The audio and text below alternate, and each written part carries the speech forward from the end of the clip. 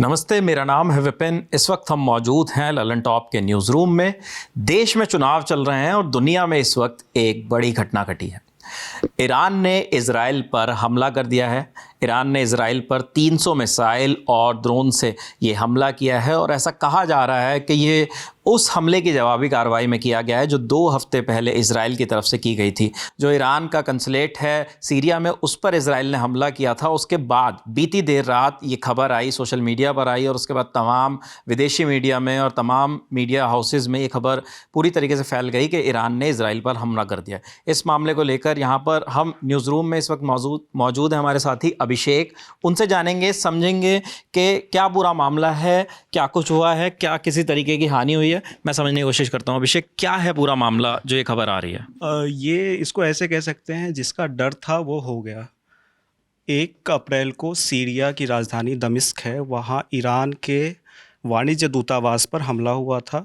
Iran का आरोप है कि वो हमला इजराइल ने किया। इजराइल कभी ऐसे हमलों में मानता नहीं है, लेकिन सब जानते हैं कि वो ऐसे हमलों के पीछे वही रहा है।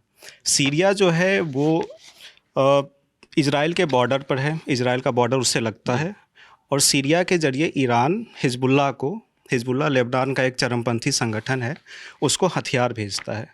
और इजराइल का ऐसा आरोप रहा है कि जो सीरिया और इराक में IRGC ईरान की एक पैरामिलिट्री फोर्स है, इस्लामिक रेवोल्यूशनरी गार्ड्स कोर, तो वो वहाँ से कोऑर्डिनेट करते हैं, इसलिए वो वहाँ ठिकानों पर अलग अलग हमले करता रहा है। जब अक्टूबर 2023 में हमास ने आतंकी हमला किया इजराइल पे, उसके बाद जो इजराइल है उसके हमलों की संख्या बढ़ी सीरिया और इराक में। लेकिन तब ईरान धमकी देता था कि हाँ हम करेंगे, हम बदला लेंगे, लेकिन कभी उसने लॉन्च नहीं किया था अटैक। और डायरेक्ट इजरायली टेरिटरी पर आज तक ईरान ने हमला नहीं किया। 1948 में अरब इजराइल वॉर हुआ, जब इजराइल बना उसके तुरंत बाद 56 में सुएज क्राइसिस हुई, 67 में 6 डे वॉर हुआ, 73 में वॉर हुआ, लेकिन कभी ईरान इन लड़ाइयों में शामिल नहीं हुआ, किसी की तरफ से नहीं।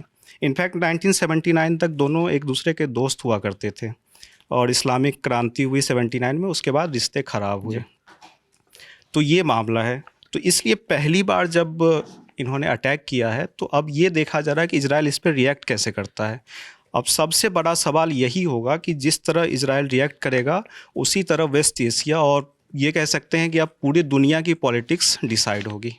मेरा एक प्रश्न आपसे और है कि क्या जो 1 तारीख को जो वाणिज्य दूतावास जो है ईरान का, उस पर हमला हुआ, क्या ये सिर्फ उसी की वजह से ये हमला किया गया है इजराइल पर, या इसके पीछे और भी कुछ कारण रहे? पिछले कुछ समय से चीज़ें चल रही होंगी।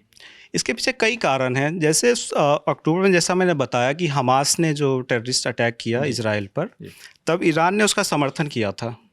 उसने कहा था कि हम बहुत खुश हैं, उसने शाबाशी दी थी हमास के फाइटर्स को। और अभी जो इन्होंने दूतावास पे अटैक किया है, ये इनका कहना है कि जो दूतावास होते हैं वो सॉवरेंटी, यानी वो उस देश की संप्रभुता का हिस्सा होते हैं, वो किसी भी कंट्री में हो। उस दूतावास में कोई भी उस देश की पुलिस बिना परमिशन लिए नहीं घुस सकती और बहुत सारे डिप्लोमेटिक बैग्स को खोला नहीं जा सकता, बहुत सारे अधिकार होते हैं।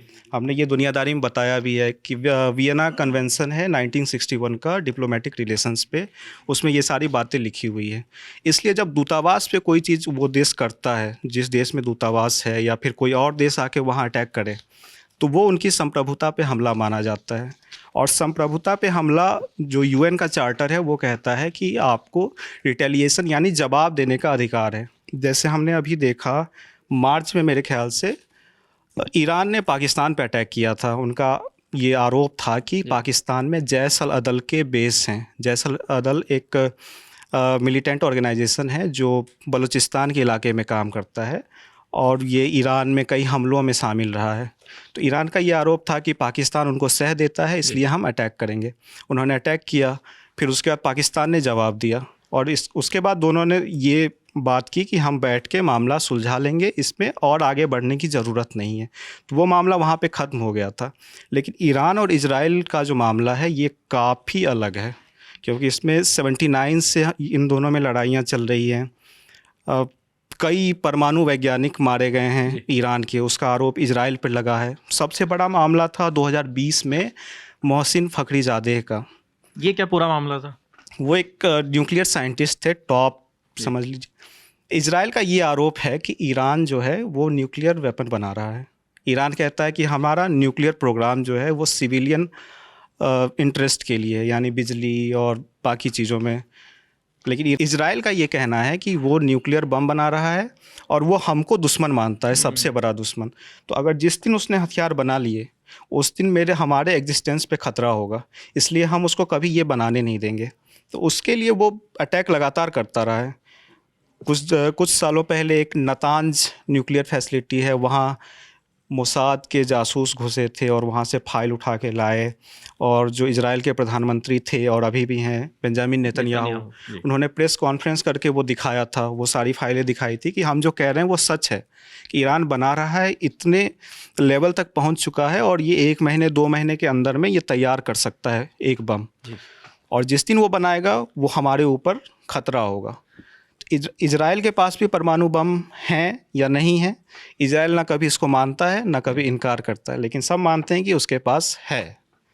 इसलिए अगर कभी इन दोनों में लड़ाई हुई तो ये न्यूक्लियर वॉर में बदल सकता है और फिर पूरी दुनिया उसकी चपेट में आएगी। तो मोहसिन फ़खरीज़ादे का जो मामला था वो उस न्यूक्लियर प्रोग्राम से जुड़े हुए थे। तो वो छुट्टियां मनाने जा रहे थे और एक मोड़ पे उनकी कार रुकी और फिर रिमोट से रोबोट लगे हुए थे, उससे फायरिंग हुई, फ़खरीज़ादे मारे गए। और जो उसको कहते हैं कि कहीं दूर से इजराइल की राजधानी से कुछ लोग ऑपरेट कर रहे थे, इजराइल कभी मानता नहीं है। लेकिन न्यूयॉर्क टाइम्स ने इस पे एक डिटेल रिपोर्ट की थी और उसमें ये दावा किया था कि ये हमला इजराइल ने ही किया। उसके बाद भी धमकी दी थी ईरान ने कि हम बदला लेंगे। वो इनको कहते हैं इजराइल को ज़ायनिस्ट रेजीम, जो कट्टर यहूदी और जो यहूदी इजराइल की मांग करते हैं उनको ज़ायनिस्ट कहते हैं।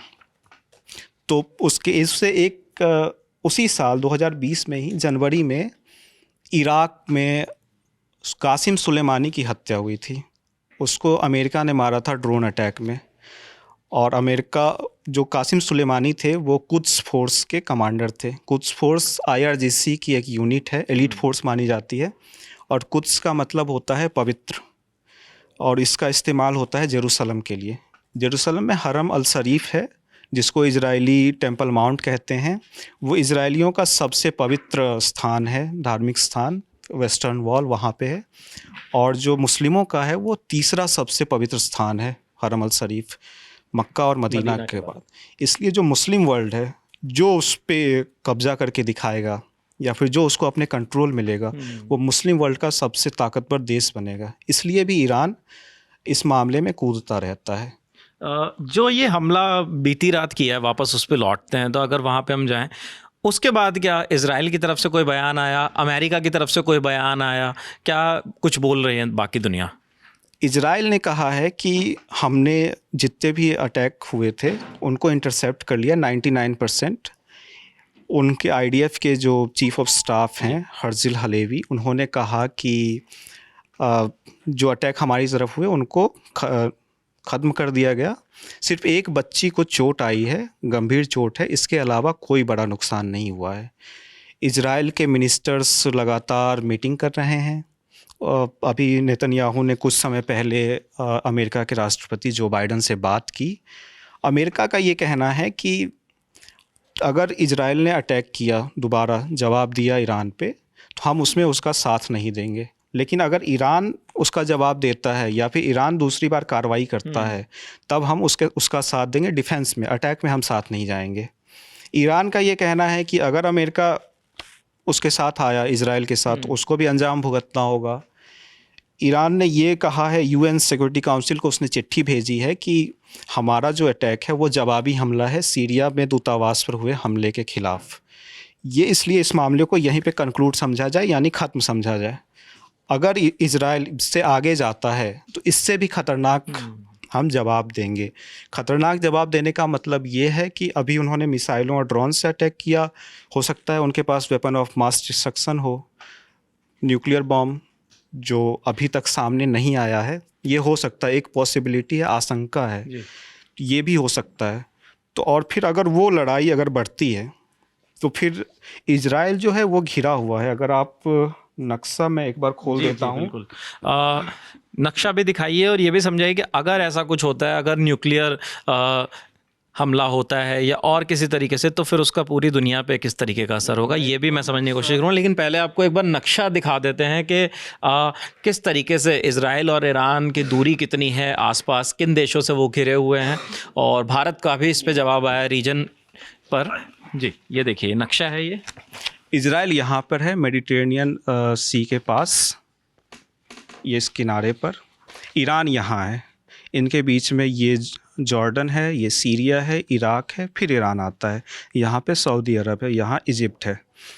तो अगर ईरान अटैक भी करता है तो उनको एयर अटैक पे ज़्यादा भरोसा दिखाना होगा, क्योंकि उनकी फ़ोर्स पहुँच नहीं पाएगी डायरेक्ट। उनको इसके ज़रिए, इराक सीरिया के ज़रिए यहाँ जाना होगा। इजराइल अगर अटैक करता है, जैसा कि इजराइल जो घिरा हुआ है इजिप्ट से इनकी दोस्ती है, डिप्लोमेटिक रिलेशन इनके साथ 78-79 में इन्होंने बना लिए थे, और ये पहला देश था अरब वर्ल्ड का। सीरिया जो है, सीरिया इजराइल का दुश्मन है, क्योंकि सीरिया में 2011 से सिविल वॉर चल रहा है, और वहाँ है बशर अल असद की सरकार, वो राष्ट्रपति हैं, उनको ईरान का सपोर्ट मिला हुआ है। ये लेबनान है, ये इजराइल के ठीक नॉर्थ में। लेबनान में है हिजबुल्ला को माना जाता है ईरान का प्रॉक्सी, और ये हिजबुल्ला जो है ये लेबनान की आर्मी जो है उससे भी ज़्यादा ताकतवर है, उनके पास ज़्यादा हथियार हैं, और जो हथियार है वो ईरान से ही मिले हैं। और ये लगातार अक्टूबर जो हमास का अटैक हुआ था तब से वो लगातार इजराइल पर हमले कर रहा है। जॉर्डन इनका दोस्त है, दोस्त नहीं कह सकते लेकिन डिप्लोमेटिक रिलेशन है। जो ईरान ने अभी अटैक किए उसमें जॉर्डन की एयर फोर्स भी थी, उन्होंने इस अटैक को थ्वार्ट किया, यानी उसको ख़त्म किया। इसने भी मदद की इजराइल की। अभी इराक में भी सिविल वॉर की सिचुएशन है। जब से सद्दाम 2003 में अमेरिका ने हटाया था, उसके बाद से वहाँ हालत बहुत ही ख़राब है। और यहाँ एक ग्रुप है इस्लामिक रेसिस्टेंस इन इराक, वो ईरान का प्रॉक्सी माना जाता है। इसके नीचे अगर आएंगे, इसमें मैप में तो नहीं दिख रहा, लेकिन सऊदी अरब के नीचे यमन है, वहाँ हूती रिबल्स हैं। तो हूती जो हैं वो आपको 2023 अक्टूबर 2023 से ही इजराइल के साथ जंग में है। और वो रेड सी का जो इलाका है, ये अगर आप दिखा सकें एक बार, ये जो है रेड सी, ये रेड सी है, और ये रास्ता इधर जाता है स्वेज कैनाल, जो यूरोप और इधर एशिया को जोड़ता है। यानी जो भी ट्रेड होता है, तेल, कच्चा माल या फिर कोई प्रोडक्ट यूरोप से एशिया आना हो या फिर एशिया से यूरोप जाना हो, सबसे शॉर्टेस्ट रास्ता ये है। तो कोई भी अगर कॉन्फ्लिक्ट होता है तो ये पूरे रीजन को इम्पैक्ट करेगा। ग्लोबल पीस तो खतरे में पड़ेगी ही पड़ेगी, और ग्लोबल ट्रेड भी खतरे में पड़ेगा। यानी हमारी आपकी जो थाली है, हमारे आपके यहाँ का पेट्रोल हो सकता है। बिल्कुल वही प्रश्न था मेरा कि क्या पेट्रोल महंगा हो सकता है, हमारे जो महंगाई है उस पर असर इस चीज़ का पड़ सकता है अगर ऐसी स्थिति आगे बनती है तो? बिल्कुल, अगर इजराइल और ईरान में डायरेक्ट वॉर शुरू होती, अभी हम रिटेलिएशन की बात कर रहे हैं कि उसने अटैक किया, हम अटैक कर रहे हैं, और ये UN चार्टर के अंतर्गत आता है, इसलिए इसमें ज़्यादा हम देख नहीं सकते कि इसको हम ज़्यादा बढ़ा चढ़ा कर नहीं बता सकते। लेकिन अगर बात इससे आगे बढ़ती है तो सबको इसमें शामिल होना पड़ेगा किसी न किसी तरह से। वो मुस्लिम कंट्री के तौर पे, अरब कंट्री के तौर पे उन पे दबाव बनेगा कि आप इजराइल को जवाब दें। उनकी जनता प्रोटेस्ट करेगी कि ईरान अगर अटैक कर रहा है तो आप क्या कर रहे हैं, तो वो स्थिति बनेगी। और इंडिया सऊदी अरब से, कतर से गैस खरीदता है, सऊदी अरब से तेल ज़्यादा मात्रा में। तेल में हमारी निर्भरता अब रसिया पर ज़्यादा है, फिर भी एक बड़ा चंक इधर से आता है। तो कुछ भी होता है तो उसका डायरेक्ट इम्पैक्ट हमारी रसोई पे, हमारी गाड़ियों पे, हमारे खाने पे, उस पर असर पड़ेगा। दूसरी चीज़, इस इलाके में बहुत सारे लाखों की संख्या में इंडियंस रहते हैं। इंडिया ने अभी एडवाइजरी भी जारी की 5 घंटे पहले, आपको मैं वो भी दिखा देता हूँ। तो इनका स्टेटमेंट है, we are seriously concerned at the escalation and hostilities between Israel and Iran which threatens the peace and security in the region. तो उनका है कि जो भी हो रहा है, जो तनाव बढ़ रहा है, उससे हम चिंतित हैं। कुछ एक दिन पहले मेरे ख्याल से इंडिया ने एडवाइजरी जारी की थी कि इजराइल और ईरान ना जाएं तो इस तरह की चीज़ें हैं, वो पीपल टू पीपल कनेक्ट वाली बात है, और ट्रेड पे तो पड़ेगा ही पड़ेगा, और तेल गैस इन पे भी पड़ेगा। तो अभी मतलब इस तरीके की स्थिति है, पूरा मामला यही था जो हमने अब तक बताया है। आगे कुछ भी अपडेट आता है तो वो हमारे दुनियादारी सेगमेंट में मिलेगा। जी बिल्कुल, आज भी मिलेगा, जी। और दुनियादारी में हम कल तो करेंगे ही करेंगे, विस्तार से पूरा। विस्तार से तो पूरा मामला बताएंगे ही। और जो इसका बैकग्राउंड है इस जी। कॉन्फ्लिक्ट का, हमने शुक्रवार के दुनियादारी में बताया था, जी। उसका लिंक हम डिस्क्रिप्शन में डाल देंगे। और कोई अगर आपके सवाल हों तो आप कमेंट बॉक्स में डाल सकते हैं, हम एक्सपर्ट से भी बात करने की कोशिश करेंगे।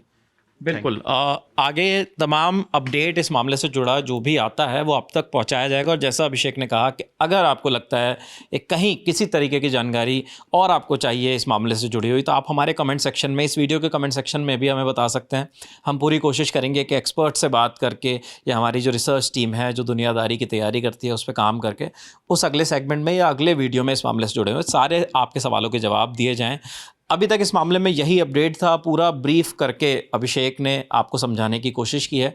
इस मामले में आगे जो भी अपडेट आता है वो भी ललन टॉप पर आपको मिलेगा। देश और दुनिया की बाकी खबरों के लिए हमारे चैनल को देखते रहिए। शुक्रिया।